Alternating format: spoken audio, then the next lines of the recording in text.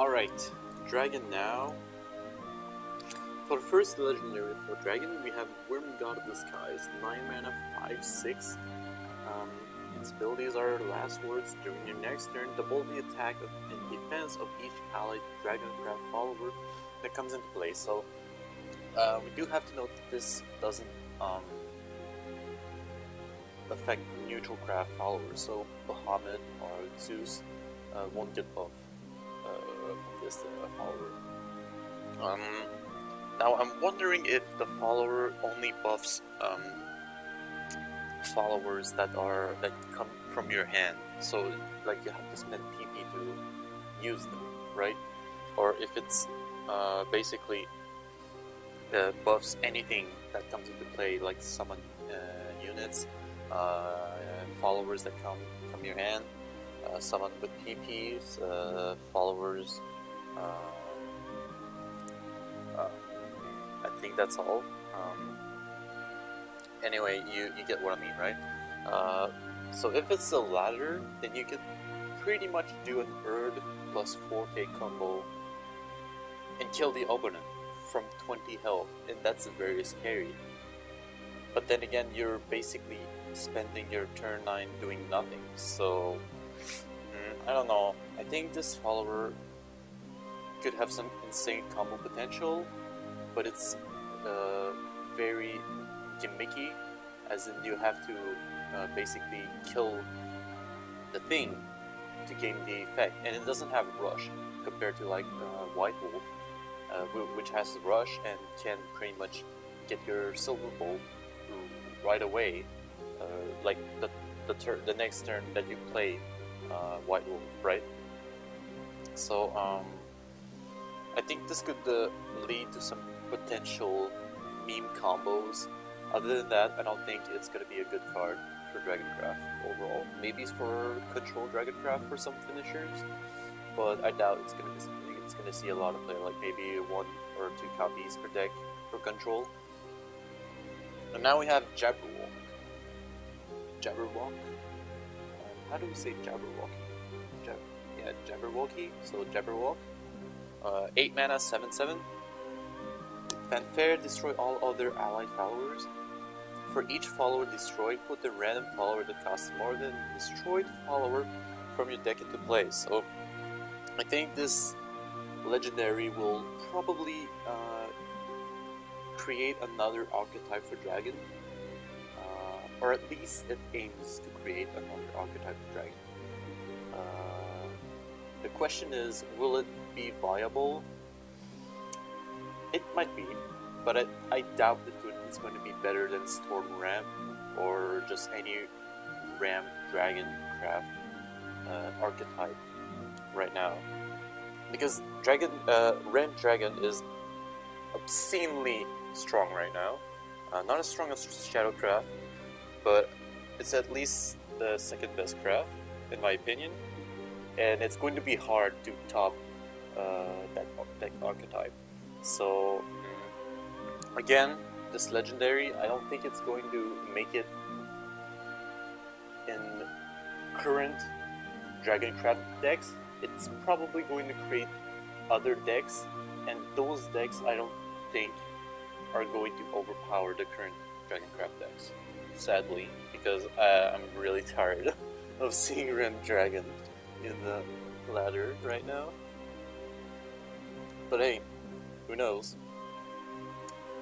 And Tilting at Windmill, 7 mana, gold amulet. Whenever you play a neutral follower, give it Storm and destroy it at the end of your turn. So, some support for neutral Dragoncraft. Personally, I don't really like it, but I guess I could see the synergy. I mean, there are a few neutral cards that you would definitely gain a lot from this amulet. For example, Israfil can deal 10 damage to face after you play this amulet, but you have to skip your turn, right? 7 mana is very expensive, so you're gonna have to play this amulet when you feel very safe. So I think it's gonna be a more control type neutral Dragoncraft deck.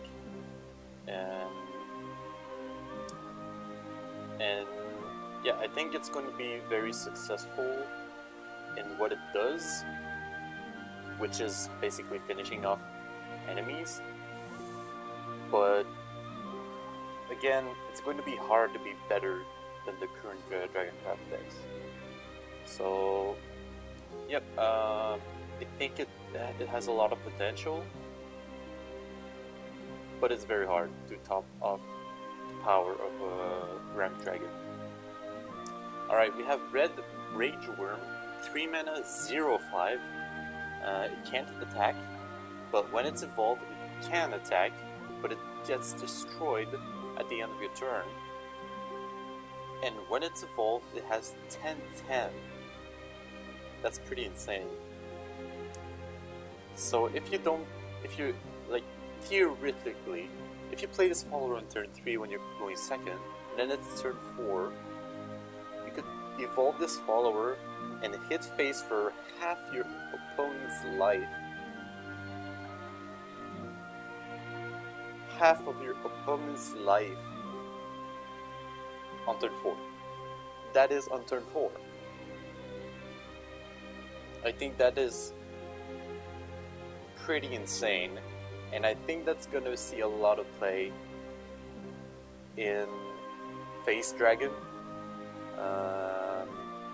where it's just gonna use the evolve on Red Rage Worm and do half of your life, and then you're basically left with trying to deal with a Forte, several Fortes, or Mashusu, and yep, I think this is gonna be one of the most complained cards in the set,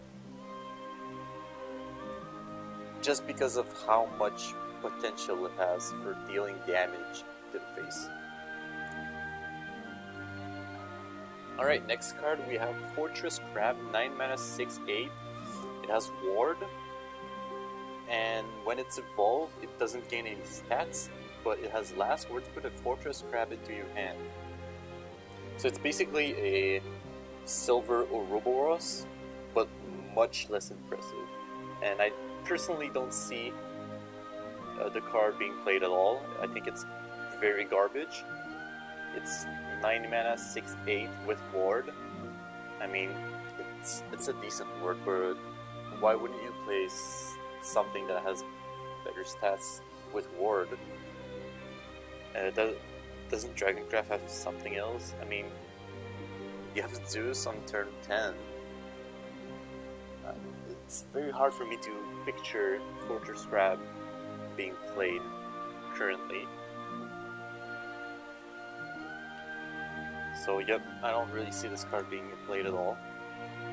Now, Draconic Lance, 6 mana, destroy an enemy follower. If you play a follower that originally cost at least 5 play points, change the cost of this card to 4. So, oops, sorry. So this spell is basically, I don't even know what to say about this spell. Like, it's like they didn't even try making a good card, a good removal card for Dragon. And honestly, I don't think this card will see it play at all, just like the Fortress Crab. You'd rather just play something else, like Dragon Scyther, destroys an enemy follower. It's 3 mana, and it's a body, so I mean, you could also use it to attack phase. I mean, it could be useful to kill enemies, priority followers that are protected by wards, but other than that, I mean, there are just better removal in the game right now. The Pilgrim Rider, 5 mana, 2/4. Storm, whenever another allied follower attacks, gain +1/+0. Very scary card. Very, very scary card. It has Storm. Whenever another allied follower attacks. So it gains attack when your followers gain attack. Wow. So it hits harder the more you attack with other followers. Very, very good card for Face Dragon. That's for sure. Maybe with Storm Ram, but it's pretty hard for me to picture that. Like, I think you could just like hit 3 damage. I mean 5 with 10 mana, which is pretty underwhelming. Like you summon 2 riders, and you attack with one, the other one gets buffed, so it's 2 plus 3 damage. But yep, for Face Dragon Craft, I think this follower is super amazing. Mushusu, Ivory Dragon, Duriels, basically anything that you could pop off from that. This with the Rage Worm is looking like a scary composition for Face Dragon Craft, and I think it's going to be one of the top tiers in the next expansion. Just with those cards, like look at them, they're so powerful. So yep, Hippogriff Rider, definitely one of the cards you want to be looking out for in the next expansion, in my opinion. Now we have Master of Draconic Arts, 3 mana 1/4, with Ward Clash, gain +4/+0 until the end of the turn. The Overflow is active for you. So the Clash ability kind of tries to make it a viable ward late game, but I don't really think it's going to be that good. The fact that it's a 1/4 ward basically means it's a shield angel at the beginning of the game. Not very impressive. I think you'd rather just play Grimnir instead. So yep, it could be a decent card, but I think Grimnir is just better to play on 3 mana. Elder Tortoise, 4 mana 2/4. Fanfare, recover 1 evolution point if Overflow is active for you. So it's basically a Moriana, the Bejewel from Blood. Now instead it's for Dragon, and you have to have Overflow for you. I don't really know how you use this follower though. The effect is really nice, but in what deck would you use this actually? Like, I think you could use it in Face Dragon maybe, but then again it's so hard to picture how you would use that. Like, instead of some face damage, you know what I mean? So I'd like to hold off my expectations for this card. It could hold some tricks, but at the same time I'm not like expecting a lot of things from it. Dragon Summoner, 2 mana 1/2. Fanfare, put a random Dragon Craft follower from your deck into your hand. So it's basically a tutor card. Very good. Better than Main Leader in terms of stats, but it's less specific, right? So it's not like for Main Leader you have commanders. This one you don't have like with a random Dragon Craft follower that costs like 5 mana or more. So it's basically anything that you have from your deck. And I think that could draw itself. Like you could use Dragon Summoner, and then you get a Dragon Summoner from the draw. So you could see play, but yeah, I think you could see play definitely. But I don't think it's one of the most powerful cards Dragoncraft has received in this expansion. And now we have the Shadowcraft cards, and we're starting off with Dark Alice, which seems to be a very interesting card. We'll just keep on reading for the effects. 7 mana, 5/5. Last words, banish all allied Shadowcraft cards in play and summon a Dark Alice. Sorry. At the start of your next turn, banish all Shadowcraft cards in your hand and your deck. So, when it dies, it summons itself, but you have to pay the price of banishing all of your Shadowcraft followers, right? So it could see play in Nephthys. Actually, no. Nephthys will just kill the Dark Alice, and then you would lose all your Shadowcraft cards. So it's very bad. Nephthys. So I think it just tries to make a neutral card, a neutral craft. I mean, neutral craft deck for Shadow.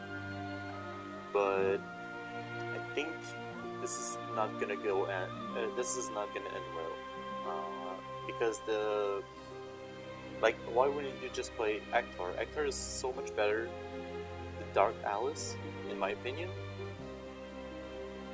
And the price for resummoning Dark Alice over and over is so high. Mordecai costs 1 more mana. It's a gold card, and it doesn't have the what's it called? The drawback. You know, the banish all Shadowcraft cards from your deck. And so you can play with Nephthys, and Nephthys is basically summon a bunch of things, including Mordecai, Attendant Knight, etc., etc. So Nephthys kind of has like instant board presence when she plays, right? You can destroy followers, you can summon new followers, you can destroy followers in detail, etc., etc.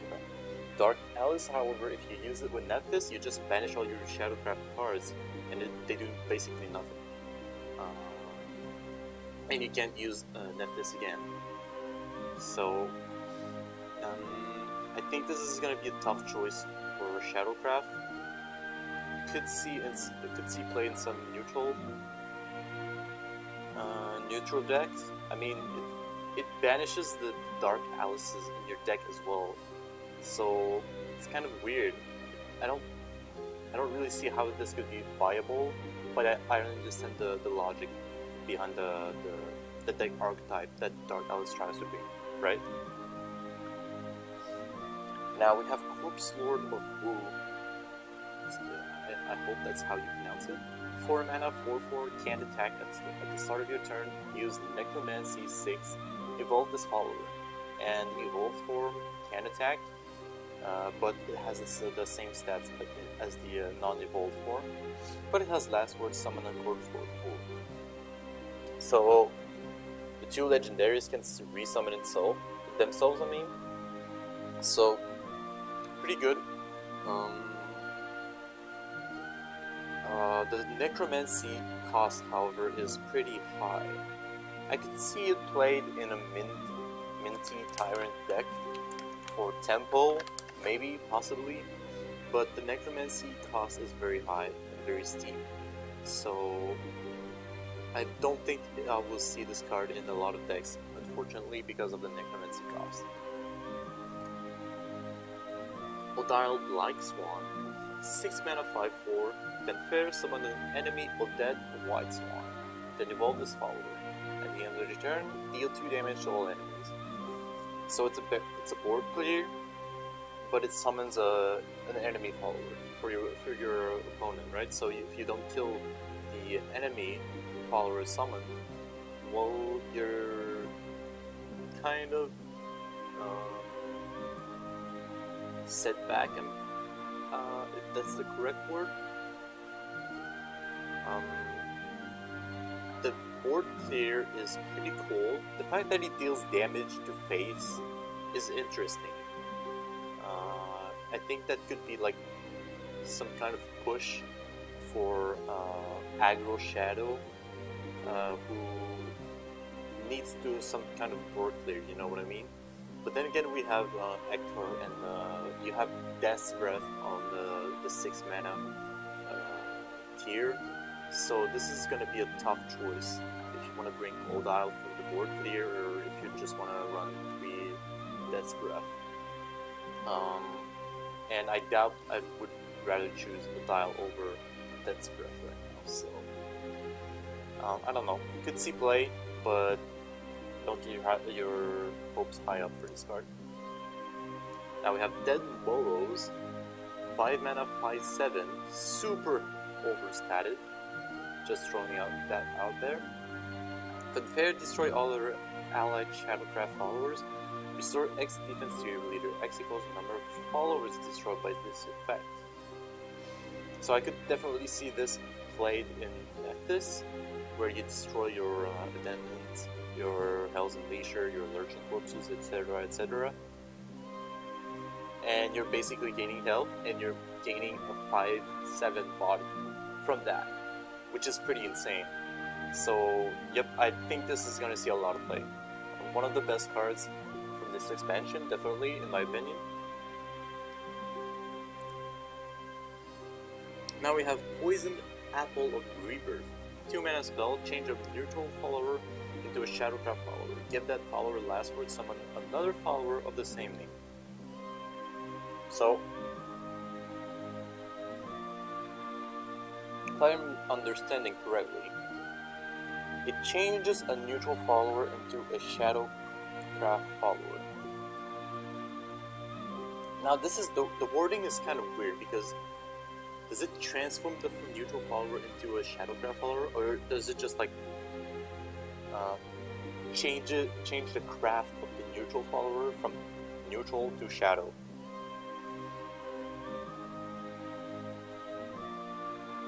Either way, I don't think this card is super duper good. I mean, it does make one of your followers really sticky. Could make like one of your Lyrials or Grimnirs or whatever you have for your neutral craft follower very, very sticky. But to spend 2 mana on that, I think that's a bit. I don't know. I think that's just not something you'd feel good playing, right? I think you'd rather feel. I think you'd rather just play like removal, other followers, etc. You know what I mean? So I don't think this card will see a lot of play, unfortunately, because I think the art looks pretty cool, and I think the concept is pretty cool as well. But yeah, there are just better cards out there.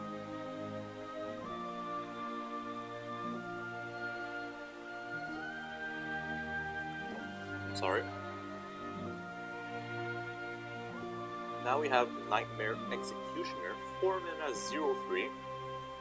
Pretty bad stats, if I do say so myself. Bane Clash, draw a card. So basically, if you enter combat with this follower, you draw a card, and it kills anything. So I'm guessing this is really weak against something like the Blitz Lancer, because Blitz Lancer has 3 damage, so you draw only 1 card, and it kills it, right? It kills your Nightmare Executioner, and Blitz Lancer has Rush, so it doesn't really care if you just if it dies to a Nightmare Executioner, right? It doesn't really feel good for the Shadowcraft follower, and it feels really good for the Swordcraft follower. But it's really interesting. I think this might see a lot of play in a control type of Shadowcraft. Very, very good. Draws card is super good for control. So yep, I think this is gonna be one of the good cards for control. Is it a must-have though? I don't think so. I think that you'd rather just run like 2 copies of this. Gain some good draw value, but not too much, right? So you don't have to overdraw yourself. And you have some better stuff to play on turn 4 anyway, depending on the situation. So, yep. Caterpillar of Riddles, 4 mana 4/3. Fanfare, give all other allied neutral followers +1/+1, deal 2 damage to all other allied Shadowcraft followers. Definitely a neutral support type of card. Seems pretty good, honestly. Could see a lot of play for the turn 4 if you're going for first, since it buffs like your Lyrials, your Grimnirs, your Goblins, etc, etc. So very good for neutral. Other than that, I think you'd just rather skip this card. Usher of Styx, 2 mana 2/2, Necromancy 6, put one of your highest cost followers that has been destroyed during this match into your hand. Now, so basically you really want to play something that has instant effect when it's played. So like something that has a fanfare effect, or maybe Storm, maybe Rush. Unfortunately, I don't think Shadowcraft has a lot of Rush, right? So I think you'd rather just play something that has Storm, or what's it called? Something that has fanfare, right? Or Necromancy. Right, I forgot Necromancy. So either Necromancy, fanfare, or Storm. So we have Deathly Tyrant, maybe, but I don't think you'd rather play a Deathly Tyrant if it died. I mean, that would be really funny, but I don't think that's gonna happen. So there's like something like a Lesser Mummy, maybe, but then you have to pay for the Necromancy again, which kind of sucks.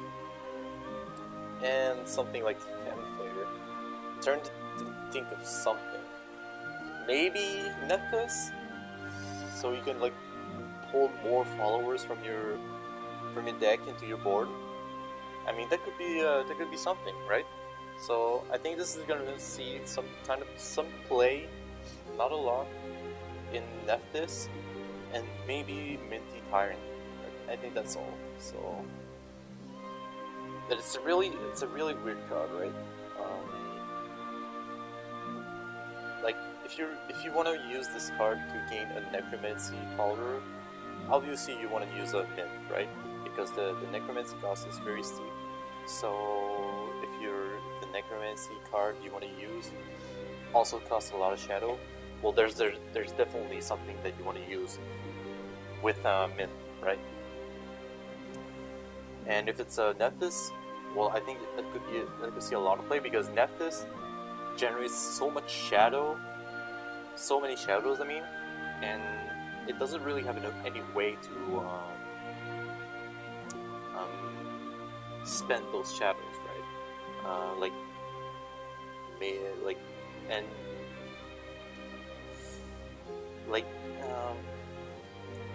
I don't know how to explain it, but like, I think this could be some sort of way to spend those shadows, other than like maybe Deathly Tyrant. Like, who runs Deathly Tyrant in Control though? I've never seen it, but maybe it's an idea. But anyway, my point is, Usher of Sticks could be something to use for Nephthys or Minty Tyrant. And now we have Mad Hatter, 7 mana, 4/5. Fanfare this for an allied follower and summon a Tin Soldier. Now, if you don't know what a Tin Soldier is, it's basically a 5 mana, 4/5 with Ward, I believe, I'm not sure. And the 4/5 can evolve, has the same stats, but it deals 3 damage to an enemy, anything. So it's basically a Levi that does the spell for free, but it has no stats, right? So pretty good, but will it see play? It's kind of hard to tell. Probably Nephthys Control, if anything, but other than that, I don't think it's going to see a lot of play. There's for 7 mana for mid-range and aggro, you obviously rather use Iktar. Anyway, yeah, you get my point, right? Skeleton Ogre, 2 mana, 1/4. Whenever this follower attacks, use Necromancy for gain +2/+0. So to have 5 stats for 2 mana, that's the amount of stats that the 3 mana follower has. That's insane. And the effect it has doesn't even really have any drawbacks.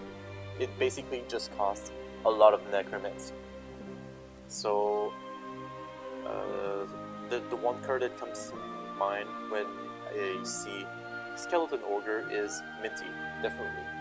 But will that even be good? I mean, like, you could probably proc the necromancy effect by using like something like Skull Beast turn 1, Skeleton Ogre turn 2, and then like a spell or something. The one spell that deals damage and then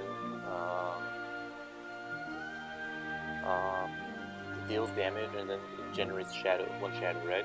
Or maybe one or two. So you gain like 2 or 3 shadows from the spell, and then 2 more shadows from the Skull Beast. And then on turn 3 you have a Skeleton Ogre. That's like 3, 4. Pretty insane. I think it has insane combo potential with stuff like that I just explained. And yeah, I think this is gonna see some frequent play. But to say that it's gonna be effective is pretty hard, because Necromancy has to be used every time. So you need to have a lot of shadow generation for this. Now we have Haunted House. Countdown 3. 1 mana amulet, by the way. Whenever an allied follower, excluding ghosts, is destroyed during your turn, summon a ghost. So it takes what do we call it? 1 space on your board, right? So you have 1 space on your board. That means you have a maximum of 4 followers, and then every follower that dies generates a ghost.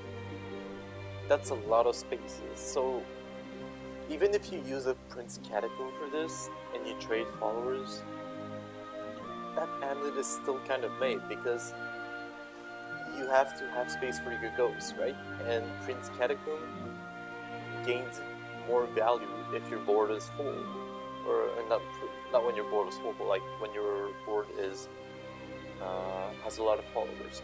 So like 3 or 4 followers, Prince Catacomb gains insane value.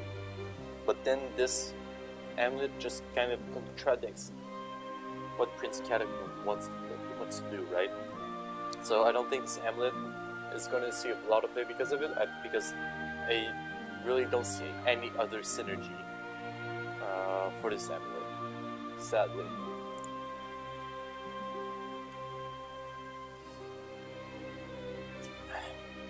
Now we have Bloodcraft. Now Bloodcraft, I hate the class. Like, I'm gonna say it outright, I hate the class a lot. And this expansion makes me worried a lot, because I think Bloodcraft received one of the best cards in this expansion. So the first legendary that we have is called Spawn of the Abyss. 8 mana, 6/7, and it has the abilities Ambush. Whenever this follower attacks, deal 6 damage to the enemy leader if Ambush is active for this follower. And it also has Last Words, deal 6 damage to the enemy leader if Ambush is active for this follower.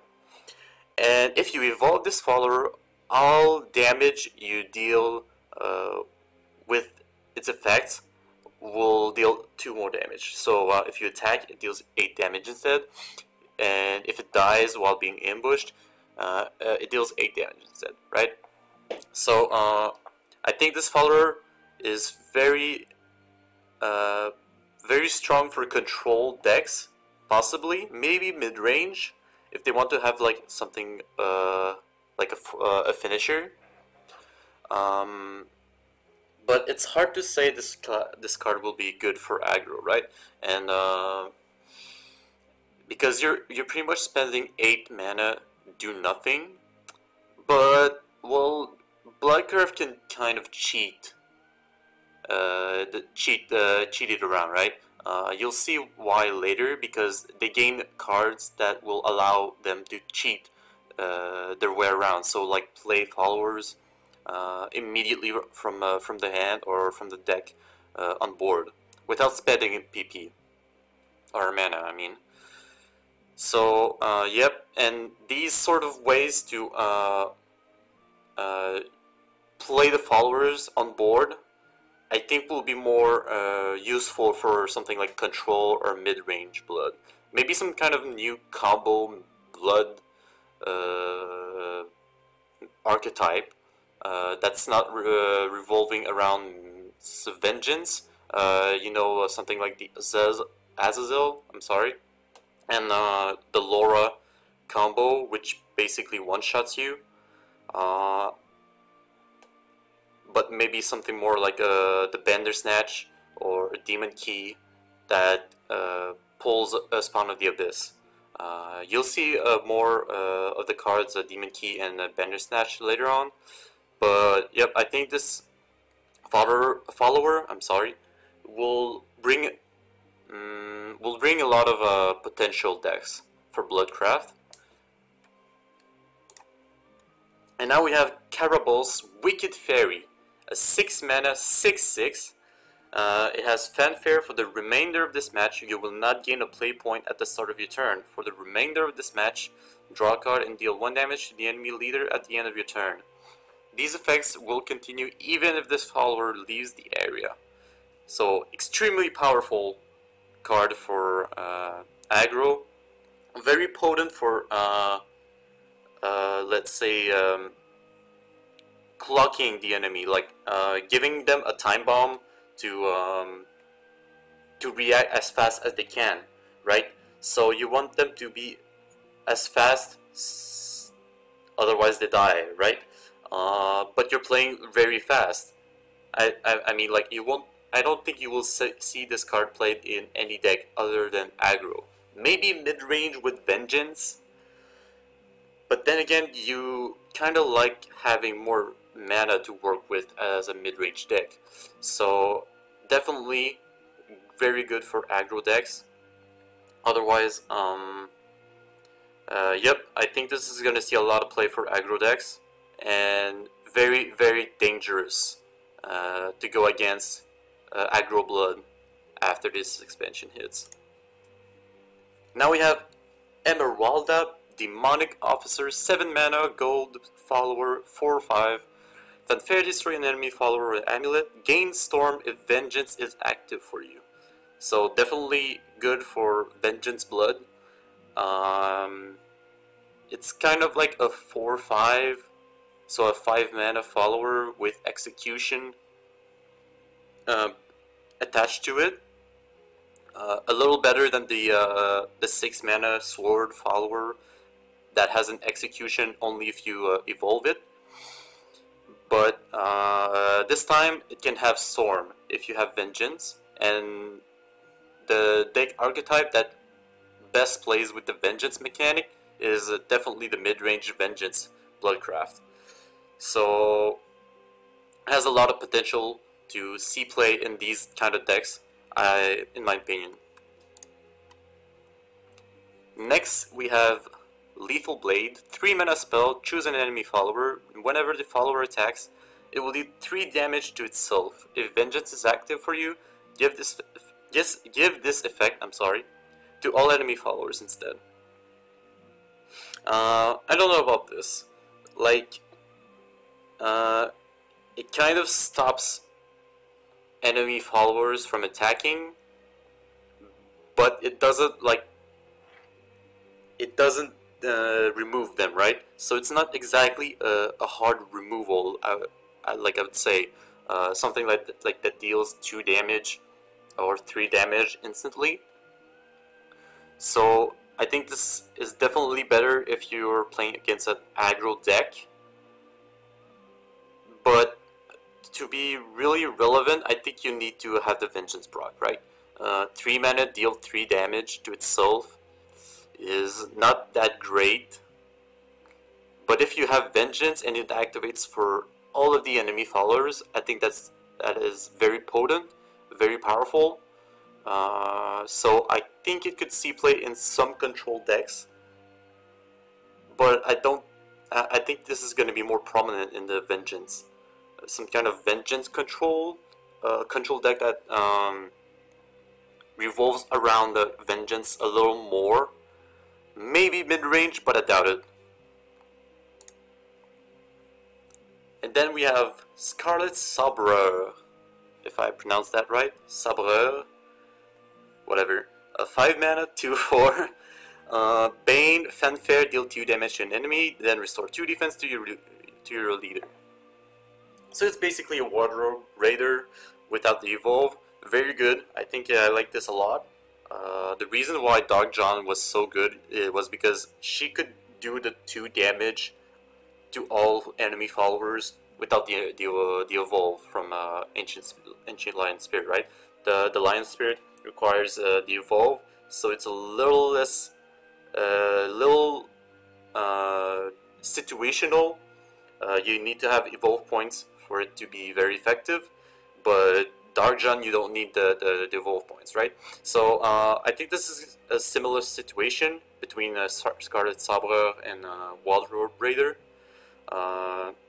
I think this will see a lot of play in decks that play Wild Road Raider. I'm sorry, Wild Road Raider. There you go. Yep. So control decks definitely. I don't know about any other decks though. I think this will mostly only seen play in control decks. And we have the card that I was talking about earlier, Bandersnatch. 4 mana 5. 4 mana 5 mana 4/5. Wow. I am sorry. I am not in shape right now. Alright, Rush, enhance 7, gain last words at the start of your next turn, put a follower that costs at least 6 play points from your deck into play. So that was the card I was talking about earlier with the combo potential with the Spawn of the Abyss. Definitely a lot of combo potential, but the fact that you have to build your deck around it may seem a little too steep, or maybe like a little too demanding, I would say, to play this follower, right? I mean, you're kind of losing a lot of potential. Like that, no, that's not the correct wording. Like you can't run Temptress Vampire, which is a very good card. So control decks don't really like this combo a lot, and you can't run something like what are cards like any 6 followers like Implancer. You can also run Soul Dominator or Emeralda. Emeralda's out as well. So it's very restrictive, right? And I think that if it was at least 8 play points from your deck into play, I think that would see a lot more play. Because it's only 6 play points, right? So if it was 8 play points, like you could play the follower that costs 8 play points on your turn 8, which would be very, very good. But now it's kind of meh, right? So I do see some strengths from this card. I mean, it has Rush, so it's automatically very good for me. But it's going to be very hard to build a deck around it. And now we have Boy Who Cried Wolf. 2 mana 3/1, can't be attacked by followers with 1 attack. I mean, Cyclone Soldier wasn't good, so I don't see how this thing is going to be good either. It dies to Elfchild May, which I mean, Force isn't really good right now, but if this card somehow becomes like super prominent, I mean, Force will have a very good time against Blood, right? And I mean, I'd rather trade my 2/2 into a 3/1 personally, but hey, it could be, at least it's better than Cyclone Soldier, but I don't really see this card played very much. Maybe in aggro, but other than that, not super good. Furtive Fangs, a 1 mana spell. Choose an allied neutral follower. Whenever that follower attacks an enemy follower, destroy the enemy follower before it can deal any damage in return until the end of the turn. So it's basically Medusa's Gaze for neutral. It's more conditional, but it costs 1 less mana. So it's pretty good for Arena, Take 2 in Shadowverse, but in any other deck archetypes, something like in constructed decks, I don't think you'd use this card at all. I think it's very bad. You shouldn't use this if you want to be good. If you want to do good, I mean, not be good. Yeah, if you want to do good, I think you should just skip on this card. And Big Knuckle Bodyguard, 4 mana, 3/4. Fanfare, destroy an enemy follower with 3 defense or less. Deal 2 damage to your leader if vengeance is not active for you.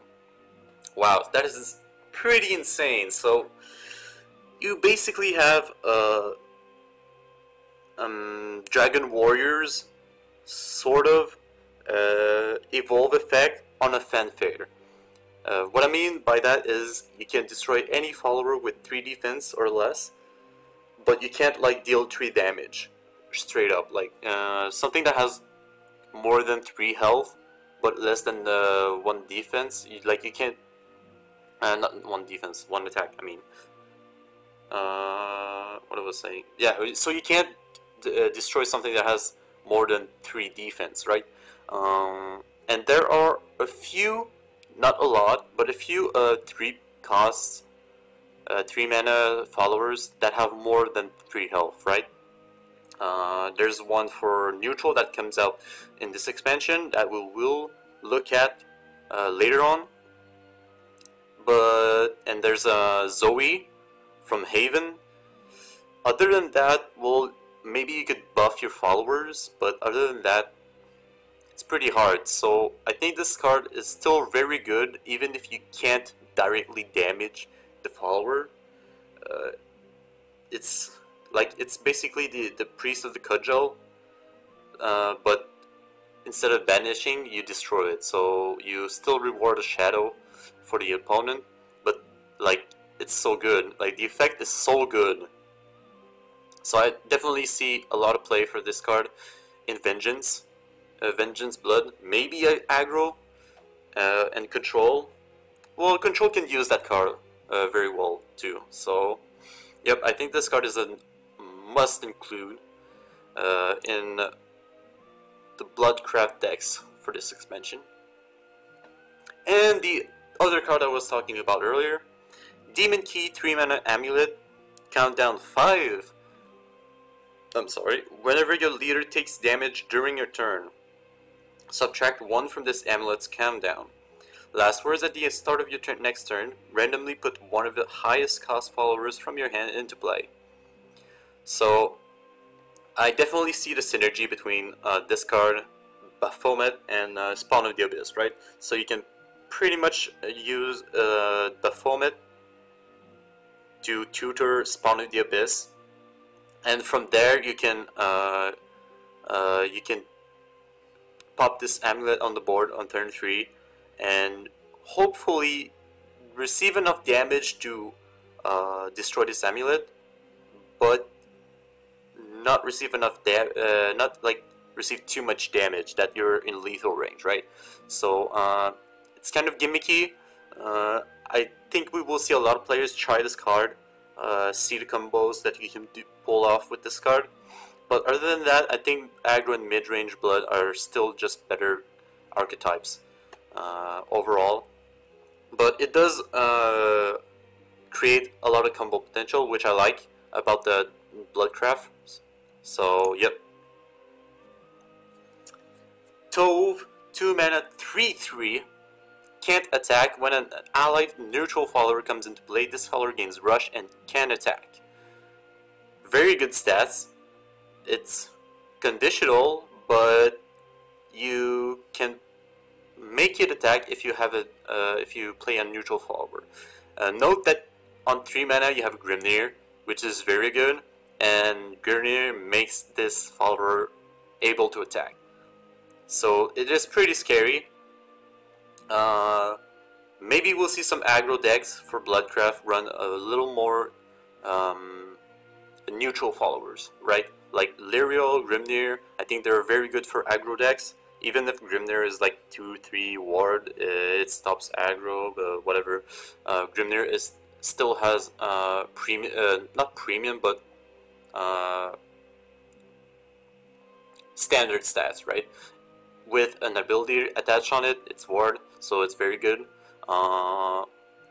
And Lyriel and Tove Very good combination of cards. Yep, I think this is going to see a lot of play as well for aggro blood. And now we have Havencraft. Havencraft.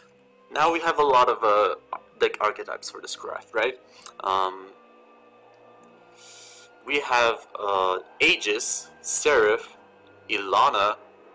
Sometimes people mix up Ilana and Seraph, but I think that archetypes kind of died after the DE expansion, Darkness Evolved. And then we have Storm. And with this expansion, Cygames is trying to create another deck archetype for Haven, and I think it could be very interesting or very bad. So let's jump right into it and see what Cygames has to offer for this class. Now we have 7 mana Lion of the Golden City, 5/5 legendary follower. Fanfare, put an amulet that costs 5 play points or less from your hand into play, then destroy that amulet. Whenever an allied neutral follower comes into play, subtract 1 from this card's cost. So this is what the new deck archetype I was talking about. I think this will try to make a tempo sort of deck for Haven, where you try to reduce the cost of your Lion as much as possible using neutral followers, and on turn 4 or 5 you use this in conjunction with something like a Beast Called Aria, Dual Flames, or some other amulet like right, that has a big follower that you can't just destroy on turn 5, right? So definitely very good. Well, very good in the sense that it's very good in the deck archetype that it's trying to bring. In other decks, however, I don't see it played at all. It's a 7 mana, 5/5, not very good. The amulets you want to play in other decks are just not that great, and I mean, in Storm they're pretty good, but you'd rather just play Garuda, right? So, very good in its deck archetype. Otherwise, not that great, but I'm really excited to see how this card will go and how the deck archetype will turn out. Princess Snow White, 2 mana, 1/2, and it evolves into a 2/3, so that's pretty bad stats for a 2 mana, but it has last words. Summon a Princess Snow White and evolve it, then remove all effects on this follower. So it resummons itself when it dies into a 2/3. So it's basically a 2 mana, 3/5 follower, or not follower, but worth of value, right? So it's very good. I think this will see quite a lot of play for something that wants to control the board, right? Or try to make as much try to make the board for them as safe as possible. So Aegis, probably, Guardian Sun as well. Guardian Sun Haven, I forgot to mention that, is also a deck that is likely to rise from this expansion, because they receive a lot of good cards for this, right? Including Princess Snow White. And yep, I definitely think this card will see play, but I just don't think that it's so strong that you need 3 copies of each in every deck that you run, right? Very good, but I might shoot myself in the leg, but yep, I don't think this is going to be one of the most overpowered cards, but it will definitely see play. Very 100% play. Now we have Odette White Swan, 6 mana, 4/5, evolves into a 5/6. Fanfare, summon an enemy Old Owl Black Swan, then evolve this follower At the end of your turn, return 2 defense to all allies. Super good for Ilana Haven. I'm not sure if you want to run this follower in other decks though. Maybe in a control deck you could run this follower, but it's kind of hard for me to picture this follower being run in other decks.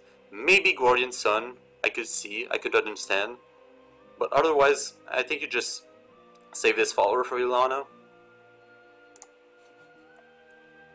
Now we have 2 mana, 2/2 Naoise. I hope that's how you pronounce that. I have no idea how you pronounce that name. Red Branch Knight. Fanfare, until the start of your next turn, your leader cannot receive more than 3 damage at a time. So it is a anti-combo tool, so it will see play in control decks, definitely, because control loses to combo decks, right? They're very bad against control decks, combo decks, I mean. So Aegis, Guardian Sun, maybe, but Guardian Sun has a billion wards, so they don't really care about this follower. And Seraph, right? Seraph is will like this follower a lot too, as well as Aegis. And maybe Ilana Seraph if it resurges from this expansion, but I doubt it. I think it is an extremely good follower for Aegis and Ilana, not Ilana, I'm sorry, for Seraph. But other than that, it's just a 2 mana 2/2, pretty standard. You're not gonna see this follower played on turn 2, right? It's very bad for turn 2. 2 mana, Amulet, Alice's Adventure. Whenever an allied neutral follower comes into play, subtract 1 from the countdown of all allied amulets. I'm sorry. So, I'm not sure about this follower in particular. Not this follower. This amulet. I'm sorry. In particular, some people think it will see a different Seraph deck. It will create a different Seraph deck. But personally, I don't see how this follower, how this amulet is going to be good, right? It's kind of meh. It takes a board spot. And Haven kind of needs those board spots, right? Those board spots. I'm sorry. So, well, not exactly for Aegis Haven, but like Storm Haven, they really need a lot of these board spaces. Seraph, well, you need at least the Seraph. And sometimes you play other amulets, so maybe in Seraph, but other than that, I don't think this amulet will see a lot of play, unfortunately. Eagleman, 6 mana 4/5, ward. Whenever an allied neutral follower comes into play, subtract 1 from this card's cost. So support for some kind of neutral Haven deck. I definitely see the synergy between this card and the deck archetype that Lion of the Golden City tries to create. However, I don't think this is going to be the card that you want to run for this, right? It's 6 mana. You have to reduce it by at least 2 to make it worthwhile. And even then, I think you'd rather just have it at least 3 mana or less to be very good, right? So, it could see play. I personally wouldn't run it, but I definitely I definitely understand why people would run this card. But personally, I think you'd rather spend something else. Spend your resources on something else. Haughty, 6 mana 3/7, Fanfare, gain Rush and Bane if an evolved enemy follower is in play. I think this card is very underestimated. It's a 3/7 follower, and it can gain Rush and Bane, so it can destroy an enemy follower that is like 5 mana or 6 mana when you play it on curve. And super good. has a lot of health, and I think this is like one of the best things Haven got in this expansion, and this will see a lot of play for Aegis. Personally, I would run this card in Aegis, but then again, like, it's 6 mana and there are so many cards at 6 mana for Haven that it's very hard to decide which cards you want to run for 6 mana, right? So, like, I really like this card. I really think it's strong. It has very good strength, but you have to compete with Darkjan, Moon Almirage, Themis Decree, and what am I missing? Yeah, I think that's all. Garuda, right? Garuda, and yep, that's basically it. But they're all very good, and if you run too many 6 drops, it kind of makes your deck very bad on curve, right? So, yep, personally, I like this follower a lot, but it's very hard to decide whether you want to use it or not because of the many 6 drops that Haven has. Now we have March Hare's Tea Time, 5 mana Amulet, Countdown 4, Fanfare, summon a Tin Soldier, Last Words, summon a Tin Soldier. So it summons 2 followers, one on Fanfare, one of from Last Words, right? The Tin Soldier, if you don't know what that is a 4 mana, 5, I think, 5 mana, 4/5. I think I explained it in the Mad Hatter from the Shadow card. And when it evolves, it is a 5/6 that deals 3 damage to an enemy, and it doesn't have to be a follower, it can be defaced as well. So it's pretty good. I like this card a lot, personally. Maybe it won't see play in Garuda. I think this card will probably see play in what's it called? The neutral deck archetype that Haven's gonna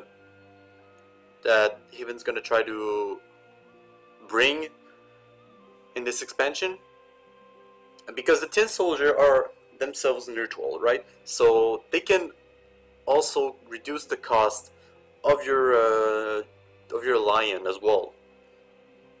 So very synergetic card for this archetype. For the other archetypes though, it's kind of hard for me to see this card played, but it's very good. So it's probably gonna be played in a lot of decks for Haven. Monk of Purification, 6 mana, 4/6. Fanfare, put 2 monastic holy waters into your hand. So it generates 2 healing spells for you. It's a 6 mana, so it competes with a lot of Haven's 6 slots for 6 drops. And well, I don't really see this card being used in anything other than Ilana, but Ilana doesn't really run Themis or Darkjan or Moon Almirage, so for 6 mana I think this is pretty good. It's a pretty good follower for Ilana, and it's not like it's a hard decision to make. You don't have a lot of cards to choose from, and yep, I think this card is very good for Ilana. Otherwise, I don't think you'd want to run this follower in other decks. Kind of slow for what it does. White Tiger, 3 mana, 3/2. Ward, can't be targeted by enemy spells and effects. So it dies to a 2-drop. I don't really think this is really good. It has Ward, yeah, sure, but like, why would you run this card when it dies to a 2-drop? It doesn't really protect you. And I think with Menu, I think you're just way better playing Menu instead of a White Tiger. If it was a 2/3 Ward, maybe not Ward, but just have like not targeted by enemy spells and effects, I think this would be even better. But right now I think this card is garbage. Temple of the Inquisition.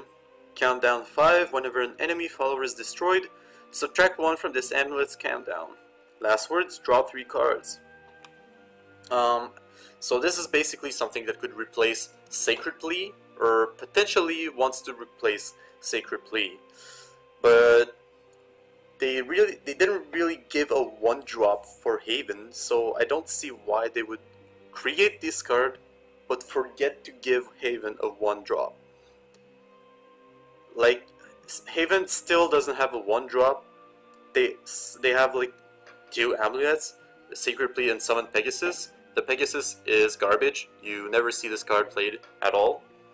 But Sacred Plea is super good. So it's going to be hard to top off Sacred Plea. And like maybe in Storm you could run this, maybe. But I don't know. I don't really like this card, to be honest. Not in this current state that Haven is right now, that they need a 1-drop, right? And now we're onto the neutral followers. And this has a lot of followers, and they have pretty interesting effects. So I really hope that you find them as interesting as I did.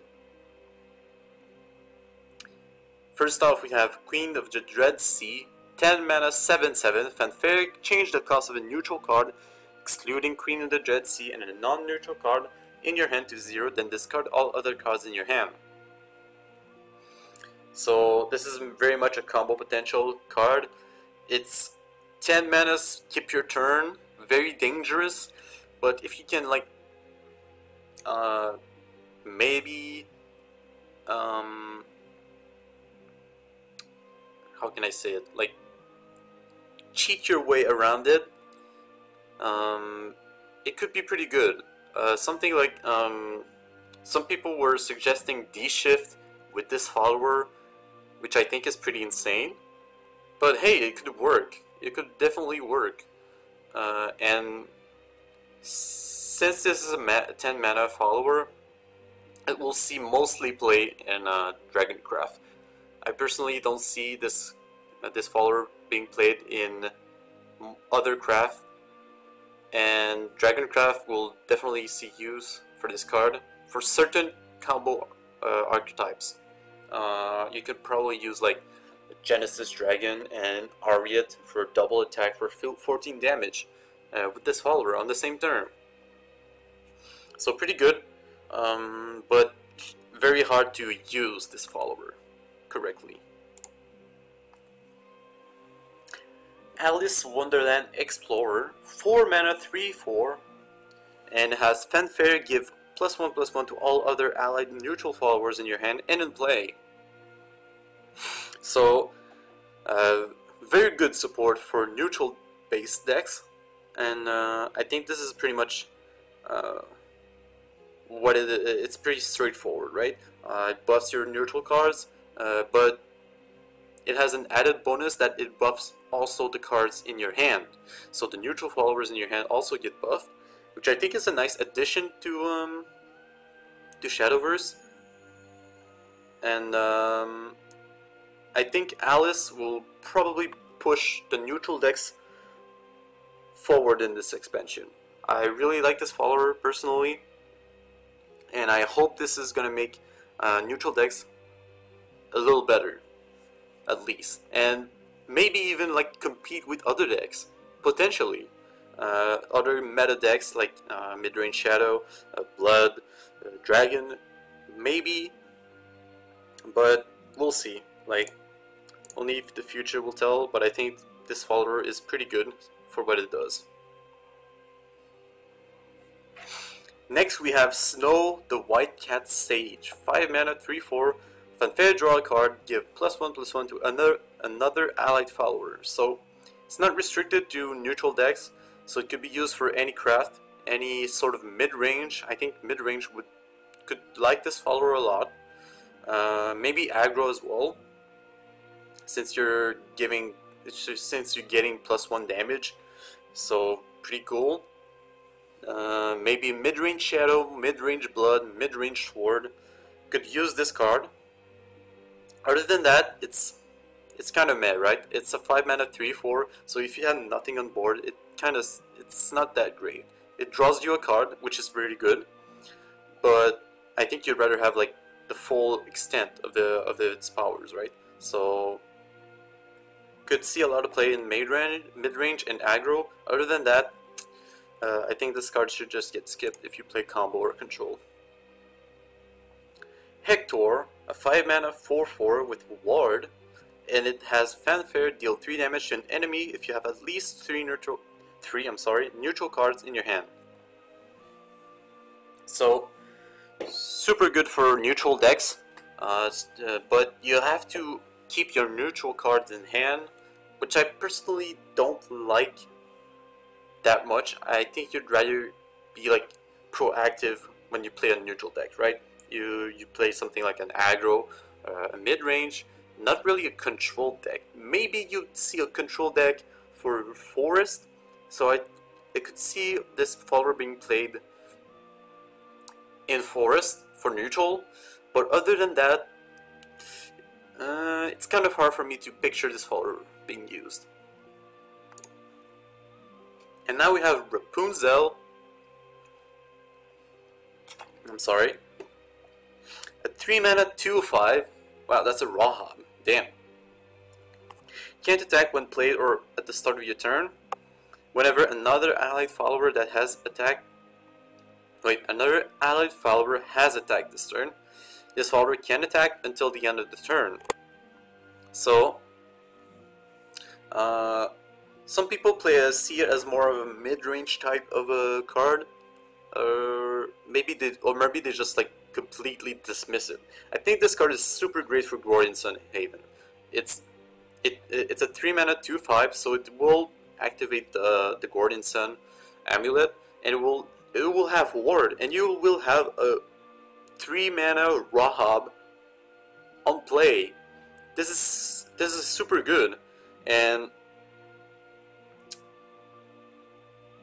what was I gonna say? Yeah. Well, this is basically the Rahab for Haven. So in other decks, in other crafts, it's hard. I don't think this will see play.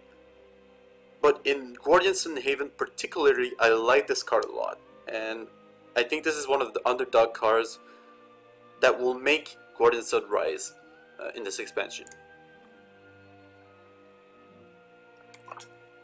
Alright, we have Gruff Mountaineer Captain. 5 mana 3/5 Rush. Whenever this follower attacks an enemy follower with at least 5 attack, this follower can't be damaged until the end of the turn.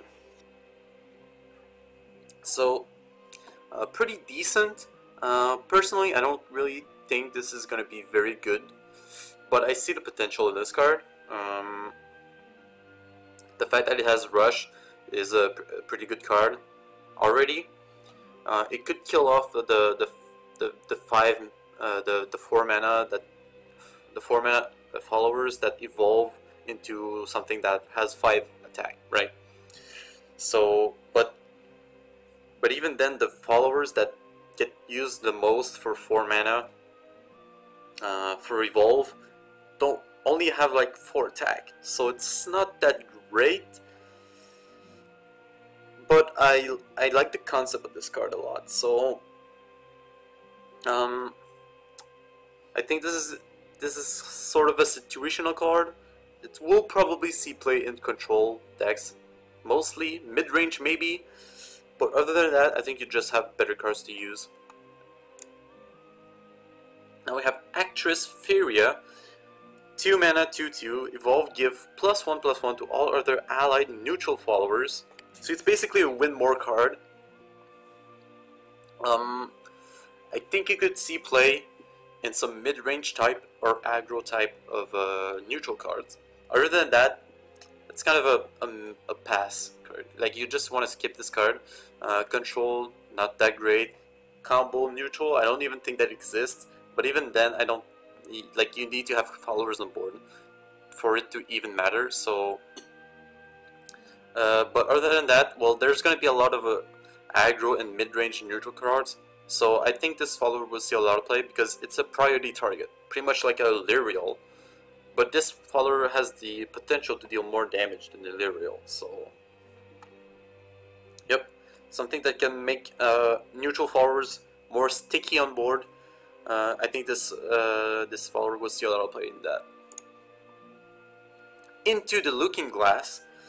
It's a 2-mana spell which draws you a card and changes all cards in your hand and in play that cost 7 play points or less into neutral cards. So it's basically a combo tool, but I don't know. It's hard for me to look at this card and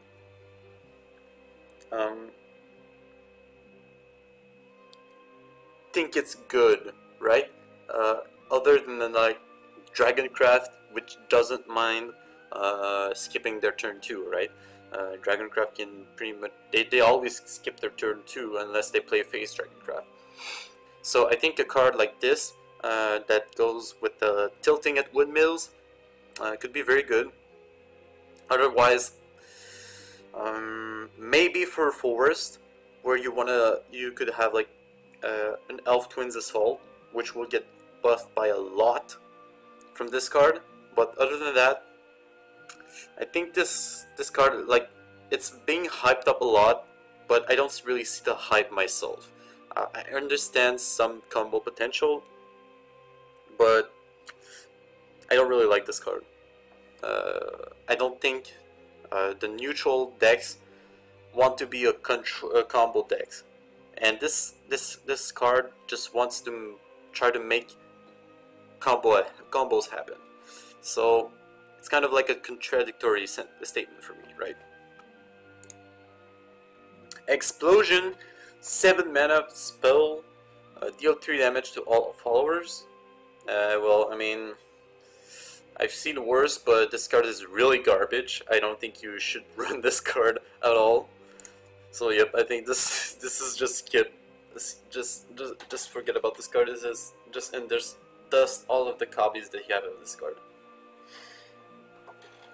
Ephemera Angelic Slacker, 4 mana, 1/3. It has Ambush, and whenever another allied follower attacks, give that follower +1/+0 until the end of the turn. So it's a very good aggro card. I think this will see a lot of play for aggro Blood, aggro Sword, aggro Shadow. Like, even aggro Shadow, that like they have followers that stick on board, so it's gonna be very annoying for Shadow. And for aggro Sword as well, and all the aggro decks are gonna be so good with this card. Well, maybe not so good, but I definitely see one of these, this card being one of the main problems that come with this expansion. Very good aggro decks become very powerful, maybe too powerful because of this card. And it has Ambush, so you can't even target it. You have to kill it using an AoE spell or a random effect. And even then, that's kind of iffy. It's not that great.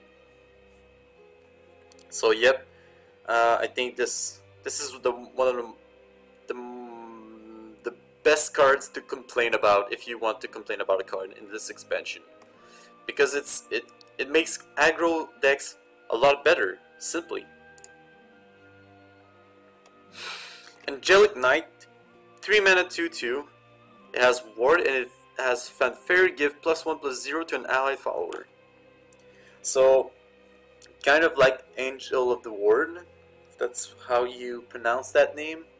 The one follower that deals 1 damage to an enemy. But this time around, so you give +1 damage to a follower, and you have Ward. So the same stats.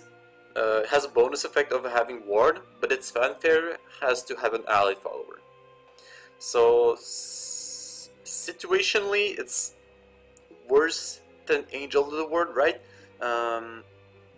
Because Angel of the Ward can target anything. It could target something that's protected by Ward. It could also target the face, right? But this card, if you have a good neutral mid-range type of deck, I think this card is a lot better for Angel than the Angel of the Word. I'm sorry. So it could see play, but like Angel of the Word, it doesn't see a lot of play. So Angelic Knight, I don't really see this being played often, unfortunately, because I like the art. 3 mana, 1/2 follower, Goblin Leader. Very bad stats, but it summons a goblin at the end of your turn. So it's kind of like what's it called? I forgot the card for sword that summons a 1/2, and it's a 1/2 itself. It summons a Heavy Knight. It's not Oath's Knight. Well, whatever. You know what I'm talking about, right? So it's one of these cards, except that if you leave it up, it will always keep summoning these cards. So very good for neutral decks. Well, not that great, right? I think you'd rather just spend the 3 mana for a Grimnir, maybe an Angelic Knight if you want to win more, etc, etc. But I think this could see some play in the neutral deck for Haven, right? Because it pops two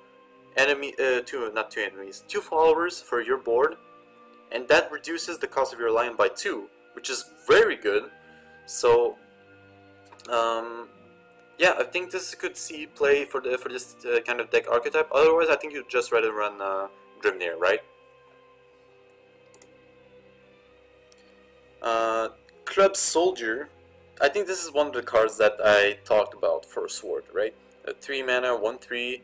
It has Storm. Yeah, it's a token, right? It's on top of the name. Hard Guardian, 1/3 Ward. 3 mana, 1/3 Spade Rider, Bane. We talked about this. Alright, so we're already done with the neutral followers. I thought there were more. Oh, okay, yeah. That makes sense. Okay, so there are a few cards that didn't get revealed yet. And we're gonna go on to the Twitter that we have right here. And we're gonna look at them because they're on the Twitter right now. So these are the Haven cards that Cygames has revealed. The last 2 Haven cards. The first one will be Tenko, 5 mana, 4/5 silver follower. Whenever an allied follower attacks, restore 1 defense to your leader. So it could be a very powerful for Ilana, but it's kind of hard for me to see this follower. It's basically a win more follower, right? And if you have a very if you have a board that's very solid, I think Tenko would be even more devastating. So yep, I think this card will be pretty good for Ilana. Otherwise, I think you just skip this card. Yep, there we go. Bird Keeping Disciple, 4 mana, 4/3. Fanfare, put a Pinion Prayer into play. So it kind of reminds me of the Veteran Tamer, which is a 2/3 that summons a 2 mana amulet. This time around, this follower has two more attack to the Veteran Tamer. So it's pretty good. I think I like this card a lot for Storm. And the fact that you have standard stats for 4 mana and you have a Fanfare amulet, so you're basically playing 5 mana worth of value. I think this is really good. I think this could see a lot of play for Stormhaven, but I don't know what you would replace it. Replace cards for this follower, right? Kind of hard for me to tell. Maybe Sister Initiate, but like I'm interested to see what people will do to include this card. And now we have Phantom Cat, 6 mana, 5/5 for Bloodcraft. Fanfare, draw 2 cards, deal 2 damage to the enemy leader for each neutral card drawn. And wow, I think this is like even the draw 2 cards is very good for the stats that it has. It's a 6 mana 5/5. It has like 1 less stat than standard, but the fact that you draw 2 cards is already very good. But I don't know what decks would run this. Like, it's clear that it tries to be synergetic with neutral, but I think most decks could run this card, honestly, just because of how much value this card has with the draw. I mean, we already saw how Belphegor is devastating, and this card has no drawback. It has a little less stats, but even then, the draw 2 cards is just so powerful. I think this card will be liked by Control Blood a lot, maybe mid-range as well, since it's 6 mana, draw 2 cards, and you leave a good body on board. I mean, why not have this follower? If you're lacking draw cards, card draw, I mean, I think this is the card you want to play for Blood. Siren's Tears. 2 mana amulet, destroy a random allied Shadowcraft follower at the end of your turn if you have both a Shadowcraft follower and a neutral follower in play. Then give a random allied follower +X+X. X equals the attack of the destroyed Shadowcraft follower. This is really weird for an amulet. I like the art a lot, but it's so gimmicky, it has so many effects that I don't even think people would want to run this card. And you have to have like some kind of mix of shadow and neutral. Like, it just doesn't ring a bell to me, right? Demon Eater, 2 mana 1/2 for Shadowcraft. Fanfare, destroy an allied follower and draw 2 cards. Doesn't activate if no other allied followers are in play. So, again, pretty good, and it draws 2 cards. Very good. I think this could see play in a lot of Shadowcraft. Like, it's basically a soul conversion, but you leave a 1/2 body. So, if you need more draw cards, I mean, go for it. You could definitely use this follower. But other than that, like, soul conversion is 1 mana. It does the same thing. It just doesn't leave a 1/2 body on board. Maybe you just only need soul conversion, right? Disagreeable Demon. Fanfare, gain ward if an enemy follower is in play. Gain +2/+0 and deal 2 damage to your leader if no enemy followers are in play. Wow. So it's either a 4/3 or a 2/3 with ward. So it's basically a Grimnir for Blood, or a 3 mana 4/3 for Blood. Wow. And it's bronze, so super insane card for mid-range. You have so much value out of this card. In aggro, maybe you could run this, but even then, I think you'd just rather like play a Vite, maybe, instead of like this card. It has 2 damage, which, I mean, it trades very well into other followers, but even then, I mean, Vite just generates a 1/1 when it attacks something. So, yep, I think this card will be played a lot. 3 copies in every mid-range Vengeance Bloodcraft deck.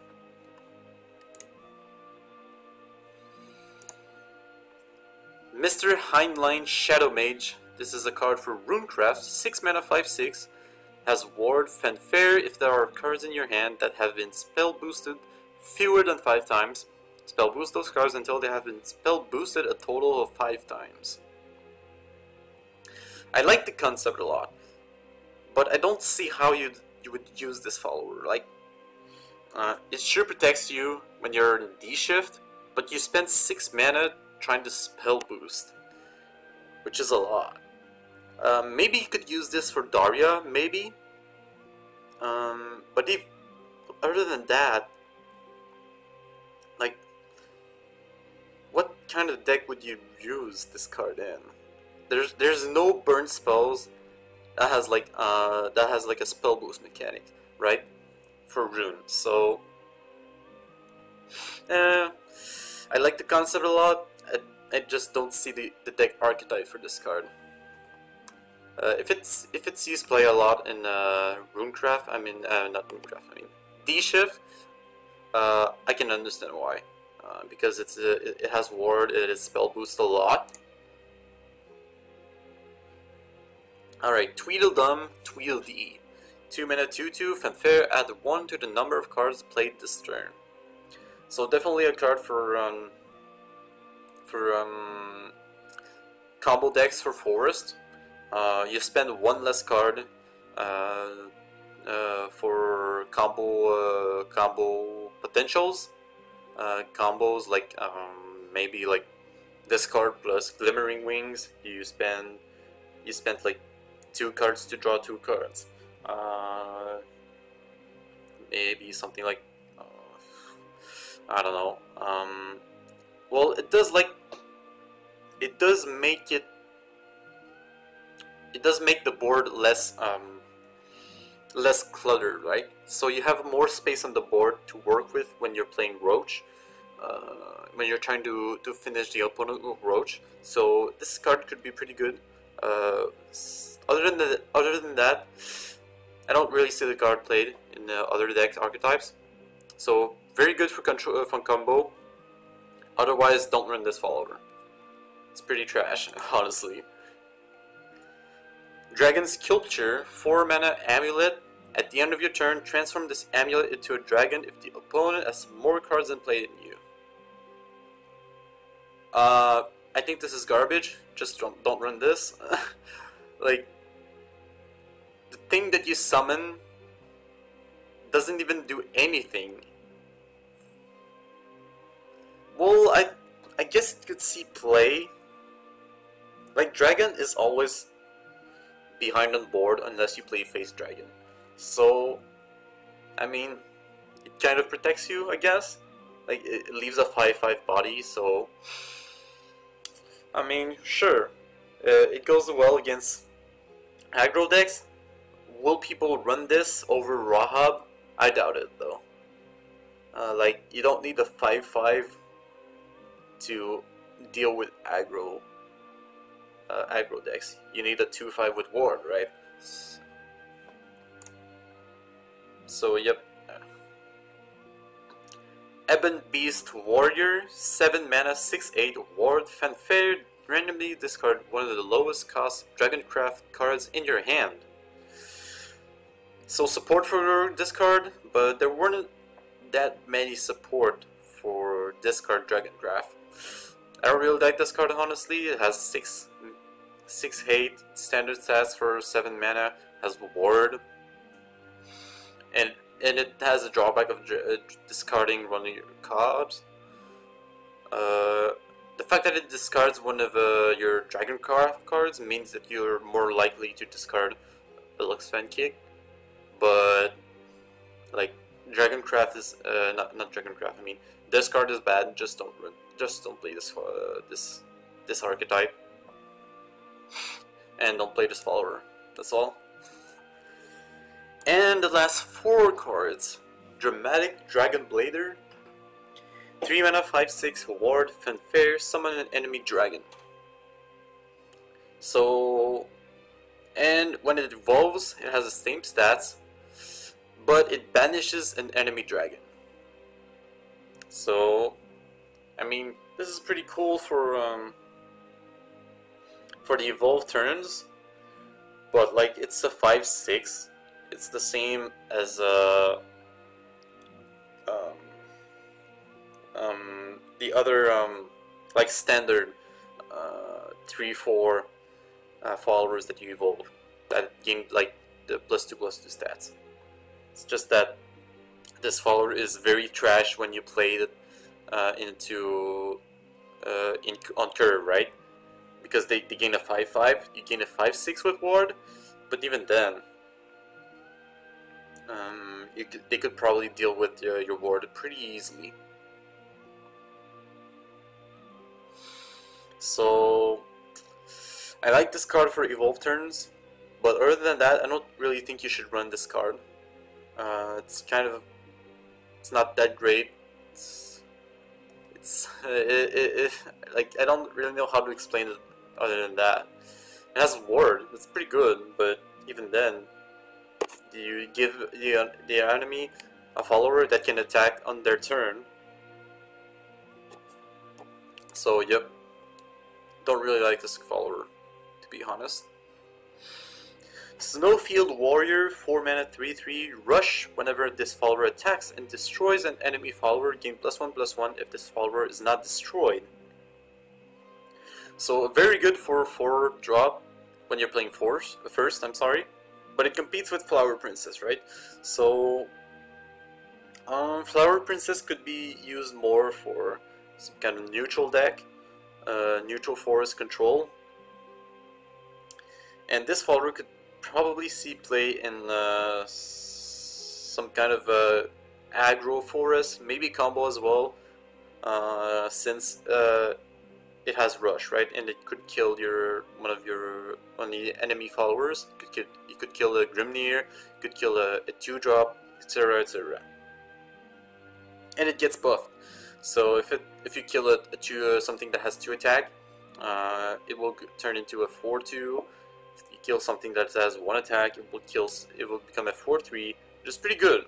It's pretty good, and it impacts the board right away. So I like this follower a lot. Unfortunately, the stats kind of makes me worried. I think I wish this follower was like 2/4 instead of 3/3, right? So it'd be more a little healthier, but it will still be like something to be afraid of for the enemy. Now we're on to Swordcraft cards. Kunoichi Master, 5 mana, 3/2. It has ambush and it summons a Kunoichi trainee when you play it. So a Kunoichi trainee is a 2 mana, 2/1 with ambush. So this is most definitely ambush support. But do you really want to use this follower for turn 5? I mean, it's kind of hard for me to say. It could see play in some kind of aggro kind of deck, where your enemy has no board, and you could pretty much use this follower for free. You gain like 5 damage, which is pretty good if your opponent doesn't answer right away with some kind of board clear. But it's a bronze card. It's 5/3 stats. Yeah, 5/3 in stats of value for 5 mana. Not that great. Could see play in some ambush Swordcraft based deck. Other than that, I think you just skip this follower. And I think this is the last card. Yep, this is the last card. So we have Witch's Cauldron, a 1 mana Earth Sigil Amulet. It has Last Words draw card. So it's basically the 1 mana draw card for Runecraft, right? But it competes with Scrap Iron Smelter. But I think the effect that it gives is very, very good. So it could warrant a spot in a Dirt Runecraft, especially in a control deck. Well, I think all Dirt Rune aggro control could use this card a lot. So I like this card a lot. I think I give it a thumbs up. If you want to use this card, go ahead. I think this is one of the best cards that Dirt Rune has received for this expansion. So that was it for Wonderland Dreams. I hope that you enjoyed watching this video and the videos, I mean, and I hope that you enjoyed listening to my card review. I know I'm not I'm not like 100% accurate on most of these cards. I'm just expressing what I feel about all of the cards that are coming out in this expansion. But overall, my general impression of the expansion is pretty excited. I'm very worried about Bloodcraft though, and because I think Bloodcraft will probably be tier 1 after this expansion. And I really hate playing Bloodcraft. I mean, I dust all my Bloodcraft cards. So, for me, if Bloodcraft becomes tier 1 and oppresses all other classes, I don't really think I will find much enjoyment in this expansion. However, the deck archetypes that will try to thrive in this meta, such as the Lion of the Golden City, neutral decks for several crafts such as Forest. I think they're very interesting, and I'm really excited to try these out and see if they're good. And if they're good, well, that's pretty good. If I can at least have some enjoyment out of this expansion, at least more than Tempest of the Gods, I think I will be very satisfied with what Sly Games has to offer. So thank you for enjoying, for watching this video. I hope you enjoyed, and hopefully I'll see you some next time when I'm playing some more Shadowverse.